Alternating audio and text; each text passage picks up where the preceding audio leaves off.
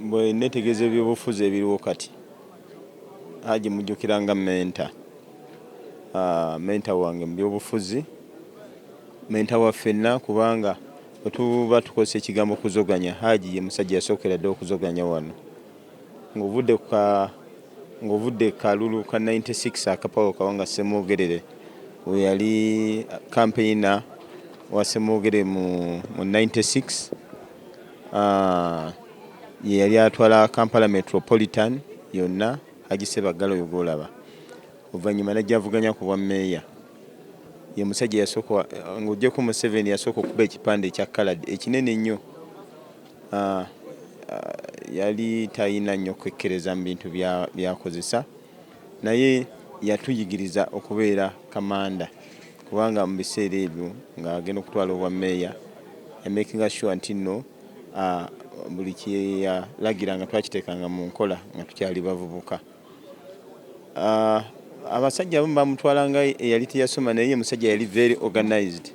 Mu kwesimbawo ye yasookera ddala okufuna national register eya Kampala yafuna register electoral commission, yagenda mu electoral commission n'ajjayo register, n'abala abalonzi bonna n'amanya demographically waba bali located. Kati yayingira mu kalulu ne babiriggwa ne bayiga nga ye ali very very organized. Ye musajja eyali tafaayo ku kigambo luzungu, ye nga lwogera nga bwalutegeera, n'atuusa ensonga gwe n'oseka naye ng'akutegeezeza, era bamusekereranga nnyo mu kusooka, n'oluvannyuma ebyokuseka babivaako kubanga ebigambo byayogeranga byatuukiranga ne bamanya kikyategeeza. Ssebaggala nze mujjukirako ebintu bingi nnyo. Teyeeryanga ntama nga ne bwabeera banna ba Democratic Party abategeeza ki ekituufu. Nzijukira tuwandiisa ekibiina tetukiwandiisa, ye yasalangawo wa position gye yateekinganga. Yayinanga resolve y'amaanyi nnyo ku bintu byonna bye yakolanga. Yaggulawo eggye lya Youth Brigade, teryakomanga mu kuzoganya mu kalulu mwokka n'okukakuuma, wabula n'okuyonja ekibuga. Abavubuka abo be yateekawo Youth Brigade, nzijukira olunaku lumu bayonja ekibuga, ne tulaba nga kyonna kiyonjo mu kiseera ekitono ennyo. Well, newankubadde yasanga obuzibu bungi nnyo, naye tulina ebintu bye twali tufaanaganya naye bingi.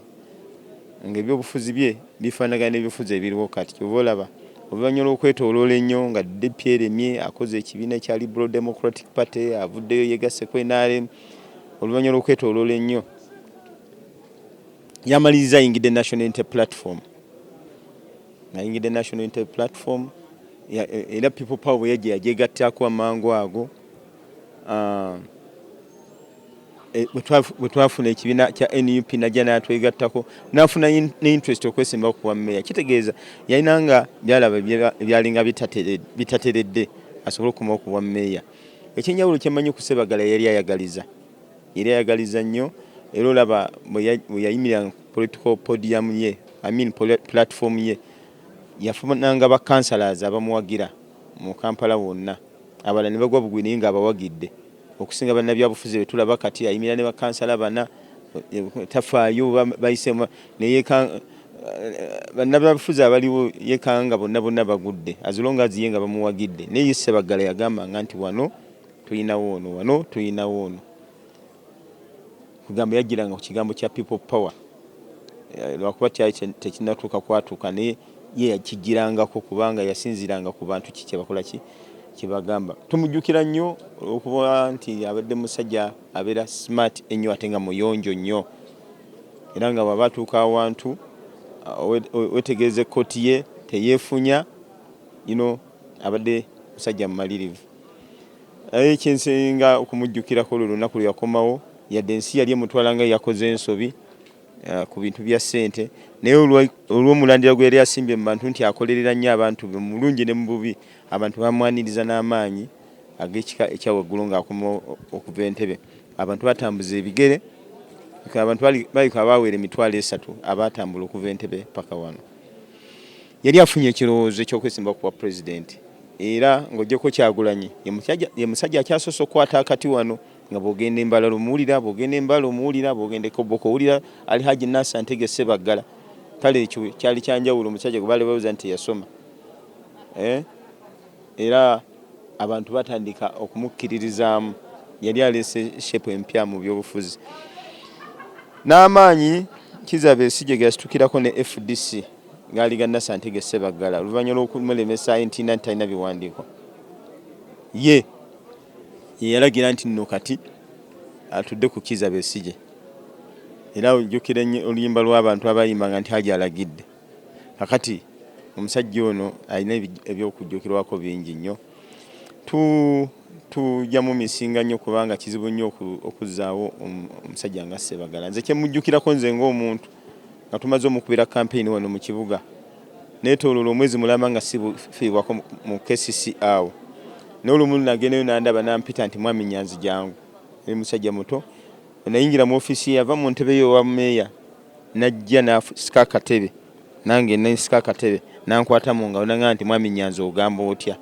ne mu bulya kye nali njagala nawandikirawo ebbaluwa nangamba genda okole kati ebisigadde byonna okuvolona yali amanyi okugaba obuyinza nga bakugabira obuyinza ababukuwadde ate nga asubira okumubulira ebifaayo so si abantu abamu nakuwa obuyinza ate natuma abantu abalala Ssebaggala yayinanga resolve mu ekyo so tunamujjukira ng'omusajja abadde omulungi first of all abadde tasosola mu madiini mu mawanga nga buli muntu akolagana naye mu mbeera ennungi ebyamusobako byonna bye bisoba ku mukulembeze yenna omulala naye Alhaji nze mujjukirako ebintu bingi nnyo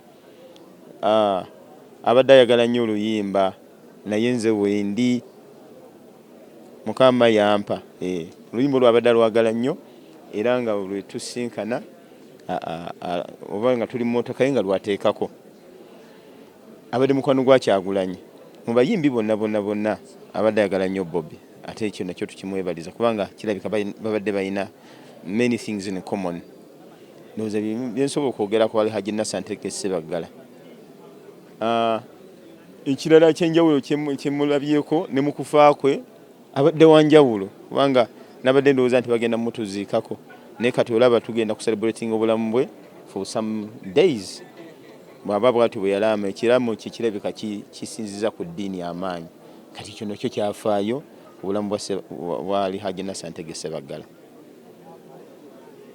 nga ngamba nti nno abavubuka bangi bakoppe oba bafuule Alhaji Nassantege Ssebaggala ekyokulabirako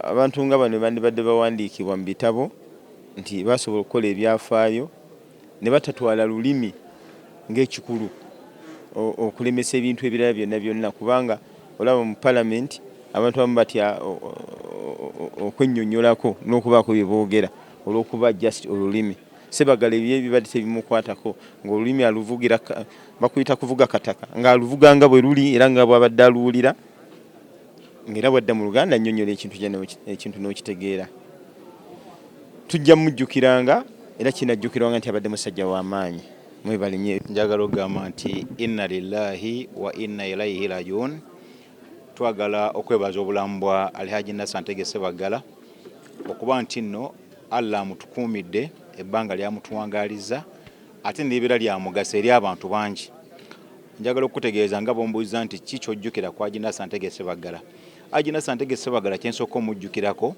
nti yavaayo ng'abantu balowooza nti Mwai Museveni takwatikako n'avaayo n'akwata ku masannyalaze ga Mwai Museveni mu kiseera ekyo bwe batugamba nti tupima watts zaali mu watts nga 7 ng'azitowa nnyo ng'okwogera nti Mwai Museveni musajja afuze Uganda obubi alina okuva mu ntebe kyali kizibu nnyo naye Alhaji Nassantege Ssebaggala yavaayo n'atandika okubulya bannayuganda ne tutambula naye era nzijukira incidence emu yali atiddwa mu Mbalala amalasi ne gakwata ekkooti ye olutalo olwo yalutandika n'abantu abala bangi ne bagenda nga bamweyungako naye yalukola bulungi twagenda mu Luweero yasooka okufuluma mu Kampala ng'agenda ategeeza abantu n'akwata nnyo mu jjinja awo ng'ali ne mukama wange omukulu kati Baswali Kezaala kati ambasada wa Uganda e India n'akola omulimu gw'amaanyi tiyakoma ku ekyo najja mobilizinga bannayuganda naddala bannakampala okubanga beesimbawo n'abantu mu bitundu ebirala njagala okutegeeza Uganda yonna nti abantu bemulaba mu byobufuzi abali mu opposition n'abalala abaavaamu ne bagenda mu bintu ebirala bonna abalina obukulembeze bagendera kwali Haji Nassan Tegese Wagala kubanga mu kulonda okwaliwo wakati wa President Museveni ne Dr. Kawanga Semwogerere mu 1997 bwe bamala okubba Kawanga Semwogerere aba DP baagaana okuddamu okwesimbawo era ebifo nga ekyalimu mukulu Damiano Lubega mu Lubaga South ne kigenda Mwami Lukyamuzi n'akitwala naye mu 98 ate Oweekitiibwa Ssebaggala yakomawo n'agamba nti ngenda kwesimba kwa meya wa Kampala era n'ateekawo campaign eyaleeta abantu bonna abajja ne batandika okuvuganya ku bifo ebyenjawulo era ojja kujjukira nti mu Kampala mwonna amagombolola 5 gaatwalibwa abantu b'opposition Makindye eri waliyo Kijambu wano mu Sente waliwo Serunjoji eno waliyo Sendikaddu we Lubaga Kawempe no waliyo Mugadda waffe Takuba ali Haji Nassan Tegese Wagala nga yakunze abantu abo bonna enakawa waliyo mukulu Kintu nga yakunze abantu bamema parliament mu Kampala district gwe mulundi gutwana bamema parliament nga bonna omwami Ssebaggala abakungidde n'abawa obuwagizi bwe Ssebaggala kiyalina ekyenjawulo kubakulembeze abalala bonna nga Ssebaggala yagaliza ate nga bw'asalawo nti ngenda kuwagira gundi gwabeerako kakati tuyina obuzibu nti olwalira abantu be tuyina mu byobufuzi singa otunulira mu kibuga Kampala emirundi ebiri okulonda kwonna okubaddewo kumpi ojja kusanganga movement erina abantu bangi kati singa otunulira ekisanja ekyaggwa ekya 2016 ekya 2011 otunulira nti movement yafuna abantu bangi mu kanso bakansalazi bangi mu state council ne mu division amalala ne kino kyava kuki kino kyava nti omuntu yali akulembedde okunga abantu banna Kampala okusaba abantu banna Kampala akaluko opposition yali akutte flag y'obwa road mayor tiyayamba ku bantu b'opposition kuvaayo kulaba nti nabo bafuna obukulembeze omuntu obanga gwe road mayor eyesimbyewo ku tikiti y'opposition mu Kampala oteeka okukwata ku buli muntu yenna ow'opposition eyesimbyewo okuvira ddala kuba MP n'ogamba nti wano mu Kampala Central nti wano mu Kawempe nti wano mu Lubaga South tugenda kuwagira gundi era ogenda kuwagira gundi n'ogamba nti kuba meya wa division egindi ngenda kuwagira omuntu gundi akati ekyo Ssebaggala yakikolanga yekka era Ssebaggala bwe yakikolanga ng'asazewo okuwagira omuntu gwe omuntu omwala gwatawagira gwe batasazewo mu kibiina gwe batasazewo ku opposition nga bw'ojja ku mmotoka yaffe tukugaana okugirinnya kubanga tuyina omuntu gwe tusazewo okuwagira Mwami Ssebaggala bwe yamala okufuuka meya mu 98 n'agenda mu America n'afuna ebizibu ne bamukwatirayo yakkiriza okuwa Oweekitiibwa Ssebaana Kizito yesimbewo mu lukiiko olwali oluzibu ennyo n'amusaba nti gwe gwendaba asobola okukuma banna Kampala era Mwami Ssebaana Kizito ne yeesimbawo n'awangula akalulu ako naye ekyokubiri Mwami Ssebaggala kye mujjukirako nti yaleeta nnyo gender balance ekyo kigambo kikulu nnyo mu bannabyabufuzi bonna Mwami Museveni abadde akyogerako gender balance ne Ssebaggala yagireeta nnyo ti Ssebaggala bwe yamala okuwangula akalulu mu 98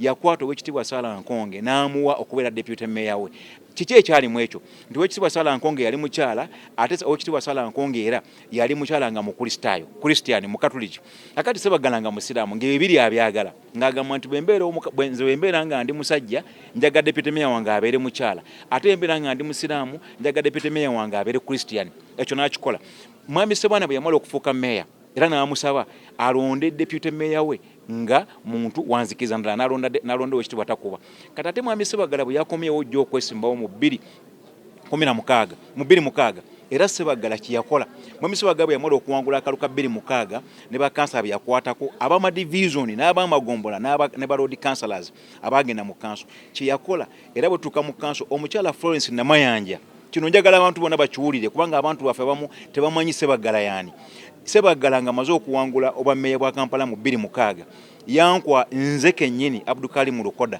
namuvuga ne tugenda nga nkuzeeyo ku kigambo kyayagala ekyokubeera nti no yagala nnyo gender balance ne religion balance namuvuga ne tugenda Kasana Luweero eno yewaali Oweekitiibwa Archbishop Kizito Lwanga kano kakulu nnyo njaga abantu bakawulire nga kye kitutte Kasana Luweero ekyatwala Kasana Luweero kwe kusinkana Archbishop Kizito Lwanga Oweekitiibwa amugambe nti ayagala amubuulire ku bakyala babiri ani abafuuka deputy mayor we twamuwa amannya abiri Oweekitiibwa Kizito Lwanga n'akuba akasimu e Kampala mu ekereziya bwe yakuba akasimu e Kampala mu ekereziya ne bamubuulira nti kwaba ababiri ani asinga okuba omukatuliki omulungi mu ekereziya gwaba akola naye era Oweekitiibwa Kizito Lwanga n'atuwa erinnya ly'Oweekitiibwa Florence Namayanja mukyala Florence Namayanja kati member wa parliament akiikirira Masaka eyo akiikira Masaka eyo naye mukyala Florence Namayanja naye teyakimanyako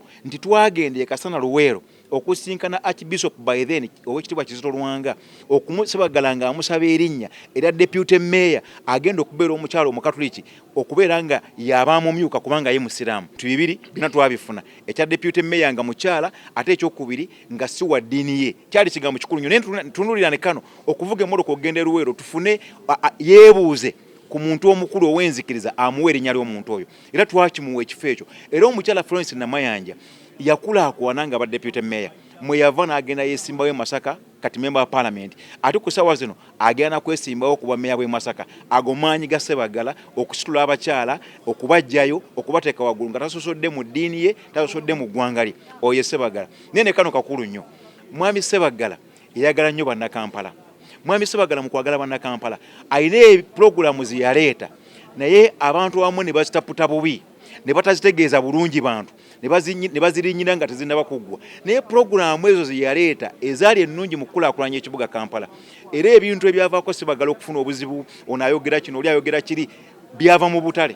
Naye Ssebaggala pulogulaamu ze zonna nga bwe yali azireese zaali zigenda kuyamba abantu bannakampala naye ne wavayo abantu ne bazitaputa bubi ne zigaana okutambula.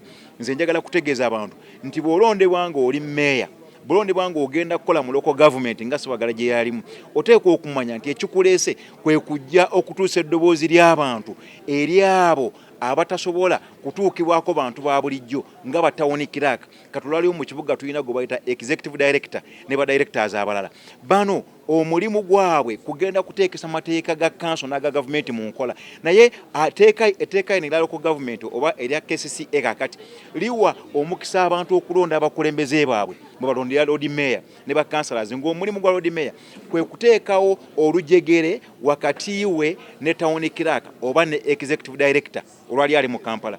Olujegere olwo bwe lutabeerawo, Lord Mayor n'agaana okwogera ne ED, Lord Mayor n'agaana okwogera ne town clerk, abantu b'ekibuga Kampala bajja kubeera mu kubonaabona okutakoma. Kubanga abantu b'ekibuga bonna abatembeeyi tebayinza kwesitula bagende boogere ne town ne ED. Abantu abazimba mu kibuga tebayinza kwesitula bagende boogere ne ED. Abantu abavuga taxi mu kibuga tebayinza kwesitula bagende boogere ne ED. Omuntu alina okubatabaganya ye Lord Mayor. Ekizibu ekiri mu Kampala olwaleero kiriki? Ekizibu ekiri mu Kampala olwaleero tewaliwo olujegere wakati w'abalonzi n'ekitongole kya gavumenti ekikugu kye bayita ekya ba technical people abakulemberwa ED. Kino bwe kibuzeewo munnakampala ekibuga agenda akigobwamu kubanga omuntu alina okumwogera Lord Mayor. Ekiri mu State Council olwaleero z'entalo wakati w'abapolitician nga bakulembeddwa Lord Mayor ne bali abakitongole ekikugu. Abaganda baga nti enjovu wezirwanira ebisubi bikola ki bikutuka. Kati olutalo luli mu State Council olufulumya bannakampala ne mubanga temusobola kuwulirizibwa luli lumu lwokka. Muteekwa okuba ne Lord Mayor nga Lord Mayor gwe muyina asobola okutuusa eddoboozi lyammwe ewa ED kubanga ED yajja kuteekesa mateeka mu nkola. Amateeka g'ateekesa mu nkola geegaliwa.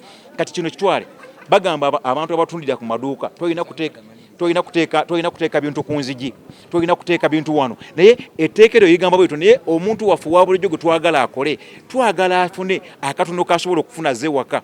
Kano ke maliza nako. Olwawo tulina ekizibu mu State Council. Ssebaggala webeerera meeya wa Kampala. State Council omusolo gwe yali ekuŋŋaanya ku maduuka gwe bayita ku ba bizinesi z'abantu gwe bayita trading license, omusolo guno State Council yajjanga ne ba revenue collector baayo ne bajja bakola assessment ku dduuka ly'omuntu oba ku bizinesi y'omuntu ne balaba nti akaduuka kano kalina kuwa ssente mmeka. Olwaliyo ekiri mu State Council bakiyita zoning. State Council ejja n'egamba nti wano wonna mu Kampala Central buli dduuka eririwo eritandika lirina okuwa emitwalo 26. Tewakyaliwo assessment naye ng'edduuka libagamba okuwa omusolo gwa trading license ogw'emitwalo 26 lirimu capital wa miliyoni 2, lirimu capital wa mitwalo 5. Omukazi alinamu kafiriji ke atundiramu mazzi ga buveera, atundiramu mazzi ne kwetya soda emu. Twagala State Council eddeyo eyamba abantu baffe. Omuntu State Council ejje egereko omusolo ku bizinesi y'omuntu okusinziira nga bwe yenkana obunene. So si kugamba nti kabazoninge bakole ebya bye baagala. Gwe mulimu Ssebaggala gwe yakola mu Kampala era twagala okumujjukira nga tumwebaza olw'ebirungi bye yakolera ekibuga kino ate ne byabadde alowooza okukikolera. Omukama Katonda omulungi amusaasire. The passing of Haj Nasantege Ssebaggala this morning, it was very saddening to us. With specificity, as NUP, the National Unity Platform, we've lost a senior member of the party. He had joined the party, gotten his membership card, And we were holding on to him a great deal as a leader that has been around for quite a bit of time. He would share thoughts with us, he would give us advice, would pay him a visit when he was unwell, and then he would guide because he's been around. There's many things that he has seen that we've not been able to see, and so his advice has always been extremely helpful. So we have, without a doubt, lost a pillar as the National Unity Platform. We pray that the Lord will strengthen his family. We commiserate with them and then the rest of Ugandans, because he was a leader in Kampala, a leader in Uganda, and so as a country, we celebrate his contribution to our country's politics, and without a doubt, we shall miss dearly the person of Alhaji Nasantege Sebagala. Like I was saying, I think that our friends in the military many times suffer from what to do, I think. So they look for what to keep them busy. I mean, for them to come here, it's a vigil. People are mourning, and then you say, no, everybody that is in red, get out of here. How? There are people whose houses are being broken into. Go and safeguard those ones, because here it is peaceful. People are mourning. Our fallen comrade, go and find things to keep you busy as the military. There's people that are being attacked left, right, and center in the middle of the night. Go and safeguard people. Go and keep yourselves busy. This anyhow clearly shows their partisanship many times, that they will try and hound people who belong to the opposition. If these were NRM people, generally it would be okay, no problem. But since it is people power, no, get out of this place. But I'm glad that the young people stood their ground. They were very disciplined. They did not try to confront them. They said, look, we are here to mourn our fallen comrade. There is no law we are breaking, and so we are staying here. And the military eventually walked away. So many times we just need to stand up to these people and tell them the truth about really what's going on. Fe nga NUP tuli mu kunyolwa, twawulidde amawulire gano twagafunye ku makya, kyabadde kyakusaalirwa nnyo ekya munnaffe Alhaji Nasantege Sebagala yabadde yakatwegattako nga NUP, era nga tumulaba nga senior member, nga tuzze tumukyalirako ne wabadde nga mukosefu nga tuwanya amagezi. Manye eriiso ly'omukulu addugala we walaba, abadde nnyo mu politics w'eggwanga lyattu lino, nga bingi byazze alaba, bingi byazze yeetabamu, so nga tuwa amagezi, nga tuwabula abatabani wano mukole bwe muti, eno ensobi nze nagikola temugikola, wano mutambuze bwe muti, bwe bityo. So tujja musaalirwa nnyo nga NUP, waawo Kampala ejja musaalirwa nnyo, Uganda ejja musaalirwa nnyo, kubanga badde mukulembeze gwe tuzze tuyigako bingi, era tumwebaza, ffe tumujjukira contribution byasobodde okukola okugattako ku byobufuzi by'eggwanga lyattu lino Uganda, era family tugisaasira ne bannayuganda mwenna abali mu kunyolwa, tusaba Katonda omugenzi amuwummuza ekisa.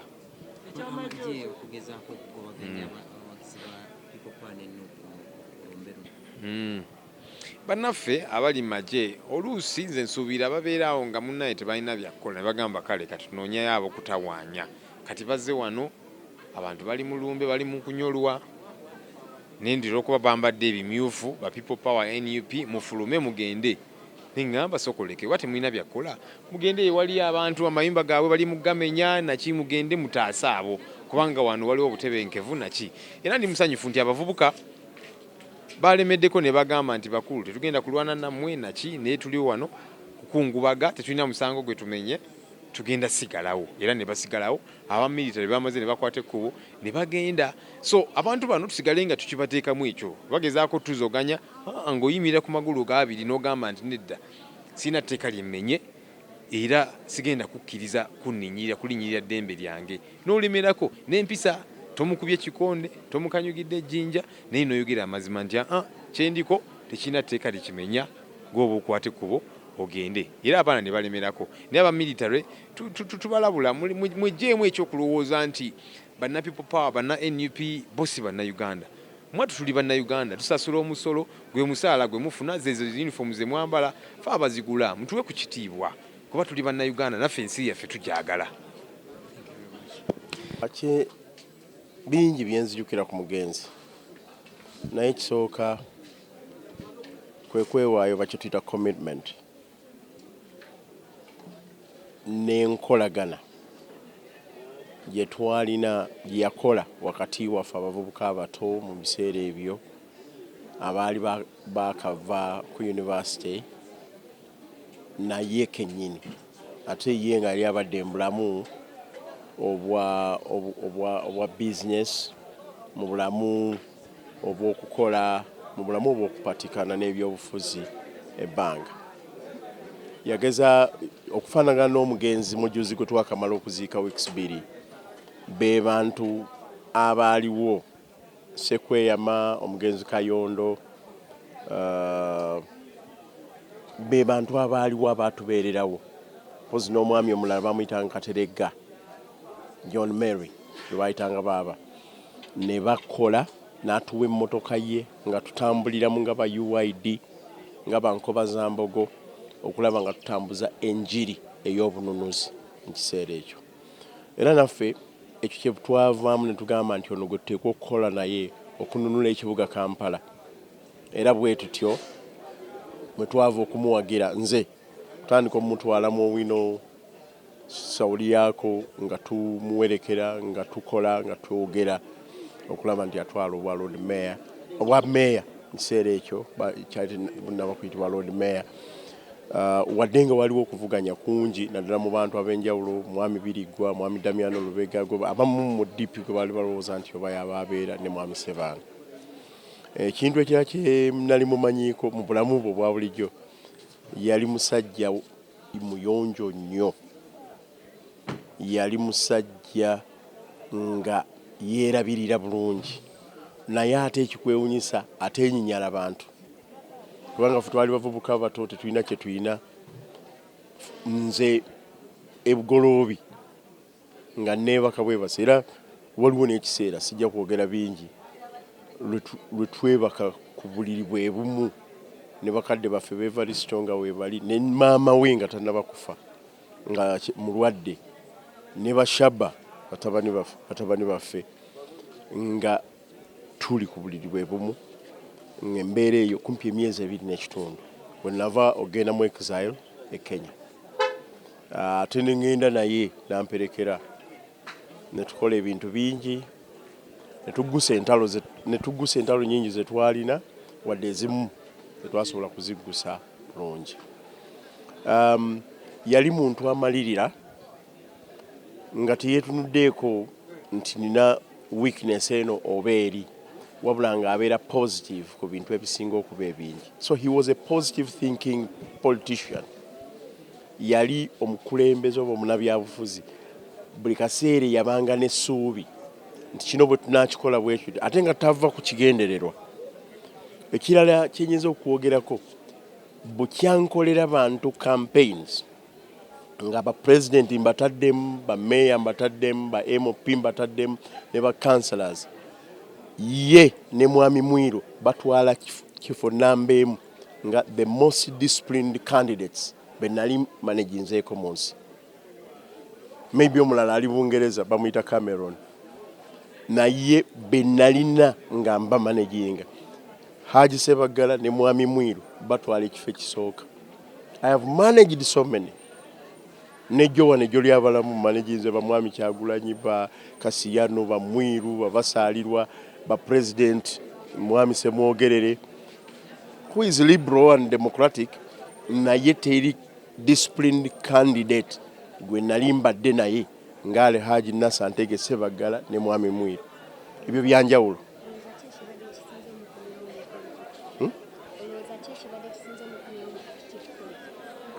Andoozi kyali kisinze omukomyawo mu active politics okufaanaganako naffe. Olubimbi lwe twategeka okununula eggwanga lubadde terunatuuka. Katubadde tugenda mu myaka 27. Yayinza n'okuba nga abadde alutusinzaako emyaka 35. Olubimbi lwe twategeka okuddamu okununula eggwanga lino lubadde terunatuukirira. Yakigezezzaako munda n'akigeza twali naye ebweru n'adda ku sayidi eri ng'alowooza gye kinaakolera ne kitakola. Ekyo ndowooza nti kyekimubadde munda ng'alaba ebintu bingi. Era on record ye presidential advisor eyasoose okugamba President Museveni mu buwandiike ne mukamwa nti ssebo ebirungi bingi byenfuna mu presidential advisor, naye nkomye wano kubanga byendaba tebikola ki tebijja. How many have done it? Sinalaba kubanga bala bwabeerawo ng'oba oluusi afuna akasente oba nga wakuumidde obulamu bwe. tekibeera kyangu gyali okugamba President Museveni n'embeera ya President Museveni n'olulimi lwe n'oluusi n'embeera ey'okutiisatiisa n'ogaana addawa n'agamba nti sebo nkutadde ate n'asigala mu ggwanga lino. I think mu ekyo tunuulira Mwami Ssebaggala ayinza okuba nga abadde n'obunafu bwe awalala oba naye mu ekyo muwe credit. Yagenda sayidi eri ng'abantu bangi bwe bagenze naye bagendayo boogera mu nkuubo ne bagamba ebintu bino si birungi naki naye tewaliwo avaayo openly mu buwandiike ne mu kamwa okuga nti sebo president ebintu bye najja okwegattako nkuwe nfuuke presidential advisor wo tobikoze n'olw'ensonga eyo twawukane nga babikola. Ekyo Alhaji yakikola. Ekyokubiri abadde tatya kwetoowaza nga bwe namulaba nga tuli bankoba za mbogo nga tuli ba UID. Yali musajja mukulu, yali musuubuzi munene mu Kampala, yali politician naye ng'omusanga ne ba UID ng'oyinza okulowooza nti muto.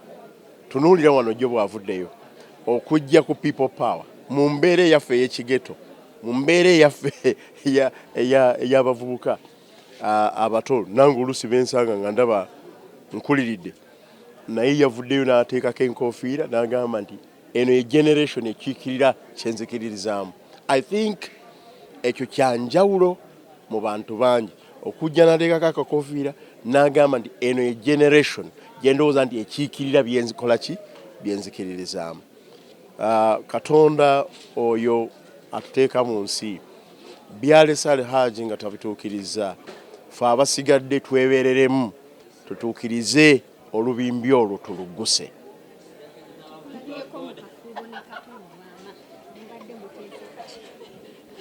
No, tuli wano kungubaga ffenna buli omu alina kyajjukira Alhaji Nassantege Ssebaggala kye yamukolera. Oluusi twagiranga ne tuyombamu naye, oluusi twagiranga ne tuva ku sayidi emu naye buli omu alina bw'alowooza nti yamukwatako. Alhaji definitely mbadde sinza agenda kwebaka tulo nga Alhaji tetunnamuwerekera genda. Twogedde ku nsonga za Haji nyingi engeri gy'agenze ng'akwata ku bantu.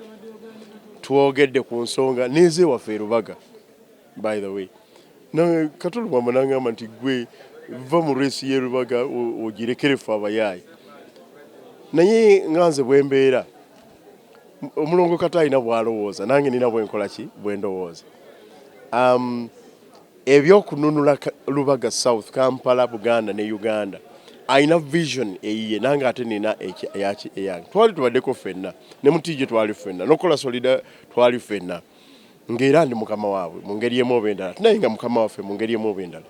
Naye ndowooza kino ekiseera naguno omulembe kana kaseera ke tuli mu liberational politics keetaaga talanta ey'enjawulo, keetaaga leadership ey'enjawulo both e Lubaga South ku ground nga tucommandinga ground troops naye ne mu parliament okuwa abantu eddoboozi n'okuwa bizinesi zaffe eddoboozi obutonde bw'ensi bulungi bwansi okulwanyisa obukenuzi obubbi n'okuggundibwa effugabbi kye tuyita misrule n'obwannakyemalira okutyoboola ekitiibwa kyaffe eky'obwobuntu kyetaagamu obukulembeze obw'enjawulo. Tekyetaaga bwetaazi just kugamba nange ndi wano oba naffe tuli wano tugende tulyeko.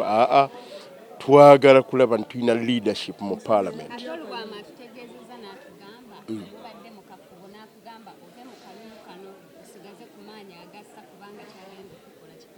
Ebyo bibeerawo naye ate olaba n'akalabba ka Museveni saakati ate ebyo bibeerawo naye ate olaba ne tiyagasi n'emmamba n'amagye aga Museveni mu Arua saagatya. Ebyo bibeerawo naye ate olaba nsalawo okwaŋŋanga Museveni mu kiseera kye yali alowooza nti abavubuka abato nga ffe tetusobola. Yes, Mwami Katulu Bwama naye bw'alowooza naate nze siri muntu nnyo agambibwa nti nja kukola kino oba nja kukola kiri n'envaawo naye wabula ate nzikiriza Kato muganda wange, omulongo Kato muganda wange, mukwano gwange, muto wange alina endowooza ye bwe kiba kyetaagisa kumubeererawo nga kulwanirira interest ezingatta naye nja kuyiwawo omubiri gwange naye bwe kiba kyetaagisa kumuwa bukulembeze nja kubumuwa. Bwe kiba kyetaagisa kumukkakkanya mu mbeera gy'ayinza okuba nga ageze wali nja kumukkakkanya kubanga ebyo byonna ffenna buli omu abyetaaga mu munne. So ekyokuŋŋamba obugambi nti vaawo kye nnakukola onookiraba oluusi mmanyi waliwo byasobola okutuukiriza naye waliwo byatasobola kutuukiriza nga Allah yekka yabisobola.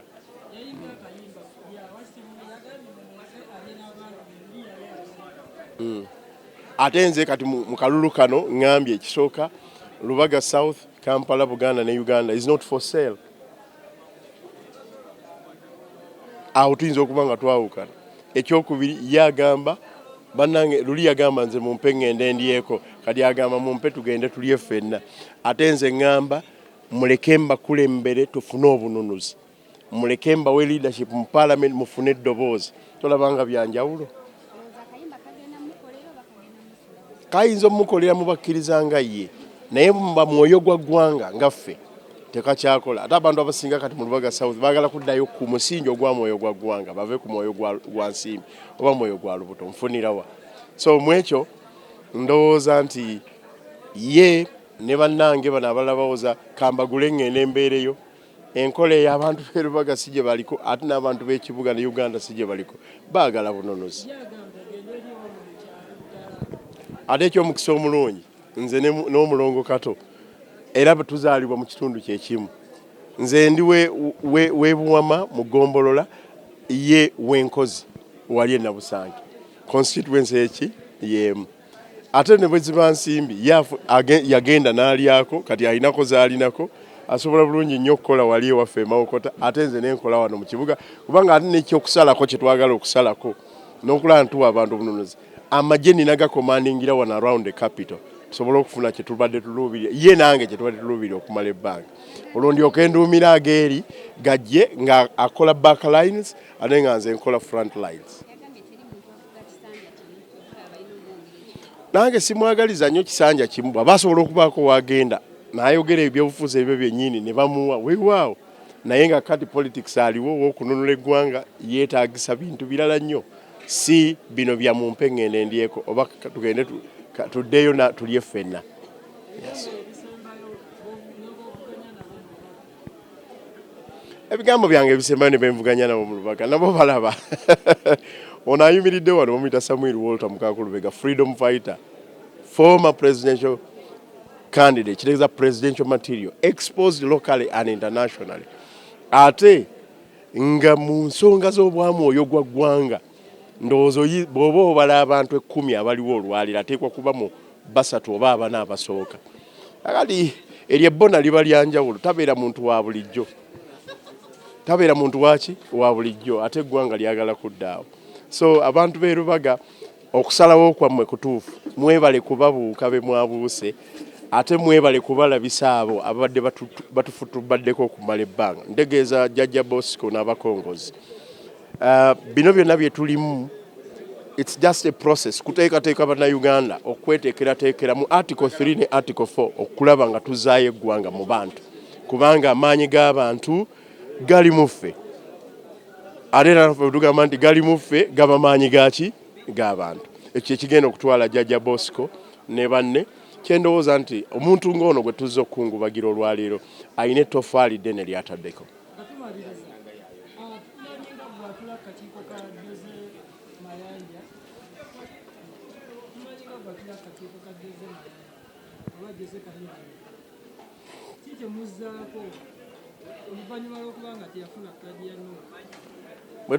Bwe nali nkomandinga amagye ne bannange bamwami Mabike n'abalala tuleete Alhaj Nasantege Sebaggala twagamba bannayuganda nti ekibuga kino kyaffe ffenna tusaanye okukola ekibuga ekipya nga buli muntu asobola okubaako kyakola kyajjamu. Era yayogera ku ngombe egamba njagala buli muntu addeyo n'akaveera. Bye yakolako yabikolako yawaba naye weewaawo ekyo kye yali asobola mu busobozi bwe.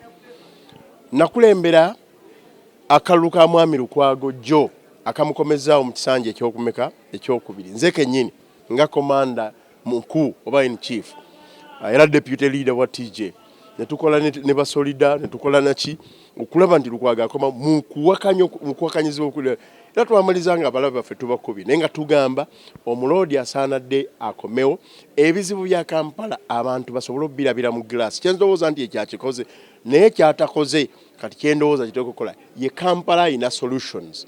Ebizibu tubyogereko nga tubyogeddeko tuyinza okubikaabira, tuyinza okubyejjusa, tuyinza okukola ki the solutions. Tukoze tutya okuva we tuli.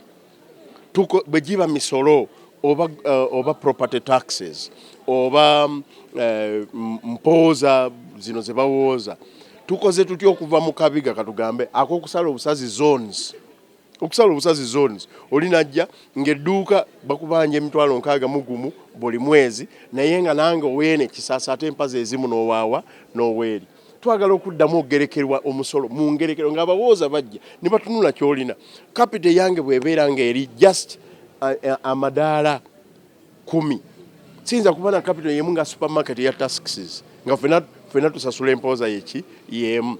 Property tax awatali infrastructure, lwaki nandiwadde omusolo gwe gumu n'ow'ekkololo ayina buli kimu, amataala ku street n'awalala, ate ng'etteeka nalyo tulimanyi ng'ate obuyinza buli mu mikono gya Lord Mayor n'olukiiko lwe. Ebintu bwe giba myala, bwe buba butonde, bwe gaba floods n'ebirala, tuleme kubyogerako bwogezi. Oba abantu baffe ba bodaboda baggundibwa, tuleme kukaaba bukaabi tuli wali tukaabe. Oba tax nga twalina yutoda n'ebirala, tax abasajja baziyingiddemu, ate abagagga banyigiriza abantu baffe bava mu industry. Tuleme byogerako bwogezi nti olw'okuba gundi yabyogeddeko. Olutalo tosobola naddulwanira bw'omu, olina okubeera ne banno ne mufuna solutions. Njagala nnyo eŋŋombo ya Jose. Era nasiimye nnyo aba NUP mu vetting wadde yazzeemu ebyalumidde. Bwe bagenze ne bagamba nti ku kya manifesto bamuwadde obubonero 9 ku 10. Kubanga manifesto ye ya solutions. Nasiimye nnyo muganda wange Haji Latif kati omu ku bafiirwa abali wano. Eyalabye n'alaba n'agamba nti yes, I think twetaaga obutebenkevu mu kulwana okutuuka ku ddaala erikola ki eriddako. Era ndowooza we congratulate him for that, newandibadde ate ali mu kufiirwa kuno. So nze ndowooza nti kati kyetuliko era olutalo lwenkulembedde nalwo nja kuluwangula. Tujja kuluwangula ku lw'obulungi bw'omuntu wa Kampala ne Munnayuganda. Obukulembeze bw'ekibuga Kampala ye federal w'Abannayuganda abatasobola kufuna mukisa kugenda mu gavumenti olw'abaana abatufutubaddeko olwaleero. Tetuyinza kukirekerera bwe tutyo. Naye kyensaba olutalo lubeere civil. Luleme kubeera mu bigambo, ono avuma ono male, oli mutwe mukalu, ono bwebiti. Kwegamba tubeerenga olwo lwe luyimba lwe tuyimba. Olw'okuba oba oli akuvuganya oba onaakola bwoti. Obululu tebutwawula, Kyagulanyi yabuyimba. Twagala abeere president ow'ekkumi nga tulina meya asobola okuleeta solutions, ate nga tukoze team esobola okumanya nti buli muntu mu kibuga muno ateekwa okufunamu. Ow'ekisaasa afune kyenkanyi n'oweerubaga, oweerubaga afune kyenkanyi n'oweekawempe. Abantu tuddeyo ku musingi Alhaji gwe yatugamba buli muntu abeeko akaveera akajjudde kajja mu kibuga. So si kubeera nti abatono ennyo ab'olubatu be bakola ki be bafunamu.